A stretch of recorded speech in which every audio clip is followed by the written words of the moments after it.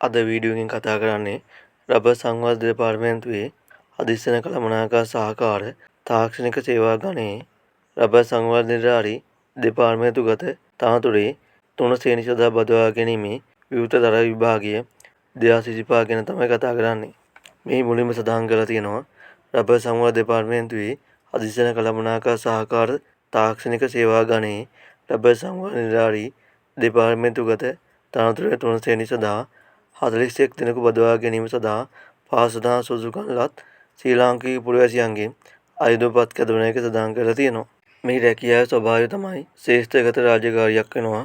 මේ අධ්‍යාපන සුදුසුකම් තමයි සිංහල හෝ දෙමළ හෝ ඉංග්‍රීසි භාෂාව, ගණිතය සහ තවත් විෂයන් දෙකකට සම්මා සම්මාත සහිතව එකවර විෂයන් 6කින් අධ්‍යයන ප්‍රතිපත්ති සාමාන්‍ය පෙළ විභාගයේ සමත් වෙලා තියෙන්න ඕන.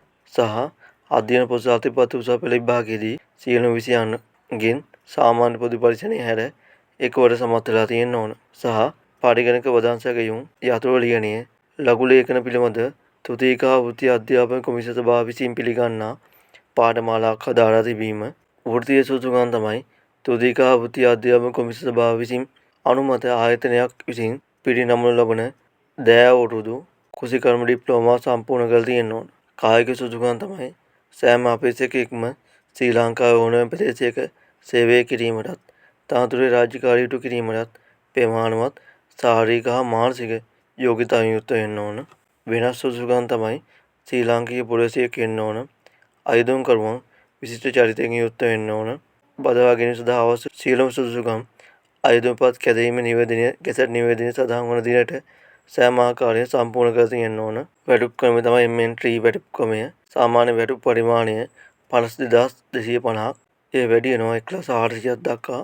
වයස් සීමාව සඳහන් කරලා තියෙනවා 18ත් 30ත් අතර වෙන්න ඕන.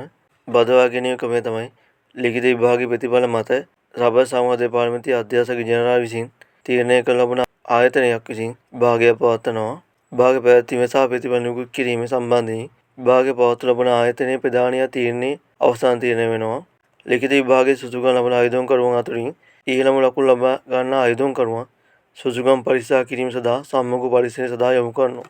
විභාග ක්‍රමය තමයි මේ විභාගයේ පවත්වනු ලබන ආයතනයේ ප්‍රධානියා විසින් තීරණය කරන ලබන දිනයකදී 2026 වසරේදී කොළඹ නගරයේ විභාගය පවත්වනවා. මේ විෂය නිර්දේශය තමයි බුද්ධි පරීක්ෂණය සහ තාක්ෂණික ප්‍රශ්න පත්‍රයෙන් යුක්ත වෙනවා.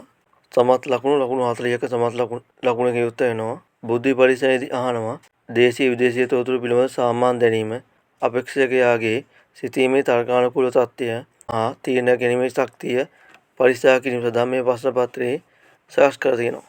ප්‍රශ්න පත්‍රයේ බහුවන ක්‍රමය තමයි හරියස්සල තියෙන්නේ. තාක්ෂණික ප්‍රශ්න පත්‍රය එනවා බැවිලි භෝග හා කුසිකාර්මික භෝග පිළිබඳ දැනුම, රබර් සංවර්ධන දෙපාර්තමේන්තුවේ කාර්යභාරය පිළිබඳ සරල අවබෝධය සහ රබර් වගා ක්ෂේත්‍රය පිළිබඳ දැනුම, රබර් සංවර්ධන දෙපාර්තමේන්තුව විසින් මහජනතාව වෙත ඉටු කරන ලබන සේවාවන්, සහනදායකම, රබර් වගාවට සුදුසු පාරිසරික තත්ත්වයන්, පස වැවෙන ප්‍රදේශ, පාංශු සංරක්ෂණය, රබර් වගා කිරීම, තවන් පාලනය, රෝපණ ද්‍රව්‍ය, පොහොර, වල්බැල ඇටි මර්දනය, රෝග හා පලිබුද පාලනය, කිරි කැපීම්කම, සීට් රබර් නිෂ්පාදනය, සීට් රබර් ශ්‍රේණිගත කිරීම, රබර් වගා කිරීම හා නිෂ්පාදන සම්බන්ධ දැනුම හා ඒ ආශ්‍රිත සංඛ්‍යාලේඛන පිළිබඳ සරල දැනුම ආදී පරීක්ෂා කිරීම මේ ප්‍රශ්න පත්‍රයේ සිදු කරනවා. විභාග ගාස්තු සම්බන්ධයෙන් සඳහන් කරනවා විභාග ගාස්තු රුපියල් 500ක් ගෙවන්න ඕන.